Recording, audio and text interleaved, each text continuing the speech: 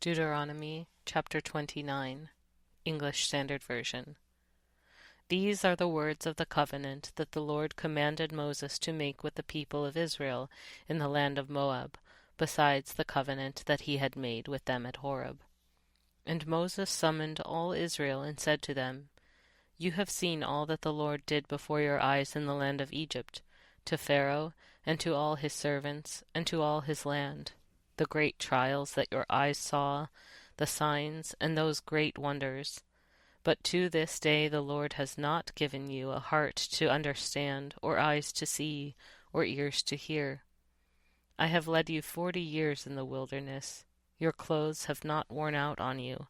and your sandals have not worn off your feet. You have not eaten bread, and you have not drunk wine or strong drink, that you may know that I am the Lord your God. And when you come to this place, Sihon the king of Heshbon and Og the king of Bashan came out against us to battle, but we defeated them. We took their land and gave it for an inheritance to the Reubenites, the Gadites, and the half-tribe of the Manassites.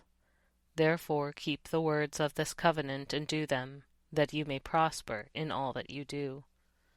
You are standing today, all of you, before the Lord your God, the heads of your tribes, your elders, and your officers, all the men of Israel, your little ones, your wives, and the sojourner who is in your camp, from the one who chops your wood to the one who draws your water, so that you may enter into the sworn covenant of the Lord your God, which the Lord your God is making with you today, that he may establish you today as his people, and that he may be your God, as he promised you, and as he swore to your fathers, to Abraham, to Isaac, and to Jacob. It is not with you alone that I am making this sworn covenant, but with whoever is standing here with us today before the Lord our God, and with whoever is not here with us today. You know how we lived in the land of Egypt, and how we came through the midst of the nations through which you passed, and you have seen their detestable things,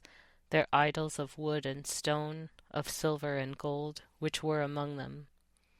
Beware, lest there be among you a man or a woman, or clan or tribe, whose heart is turning away today from the Lord our God, to go and serve the gods of those nations. Beware, lest there be among you a root bearing poisonous and bitter fruit, one who, when he hears the words of this sworn covenant, blesses himself in his heart, saying, I shall be safe, though I walk in the stubbornness of my heart. This will lead to the sweeping away of moist and dry alike. The Lord will not be willing to forgive him, but rather the anger of the Lord and his jealousy will smoke against that man, and the curses written in this book will settle upon him, and the Lord will blot out his name from under heaven. And the Lord will single him out from all the tribes of Israel for calamity, in accordance with all the curses of the covenant written in this book of the law. And the next generation, your children who rise up after you, and the foreigner who comes from a far land, will say, when they see the affliction of that land and the sicknesses with which the Lord has made it sick,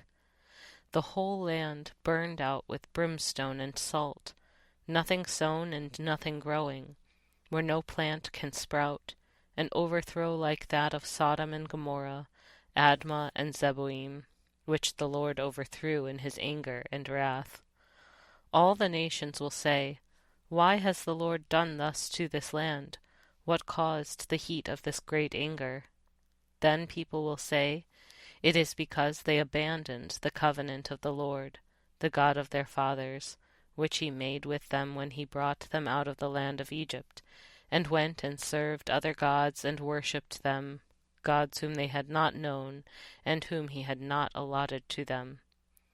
Therefore the anger of the Lord was kindled against this land, bringing upon it all the curses written in this book, and the Lord uprooted them from their land in anger and fury and great wrath, and cast them into another land, as they are this day. The secret things belong to the Lord our God,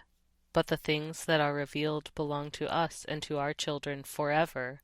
that we may do all the words of this law.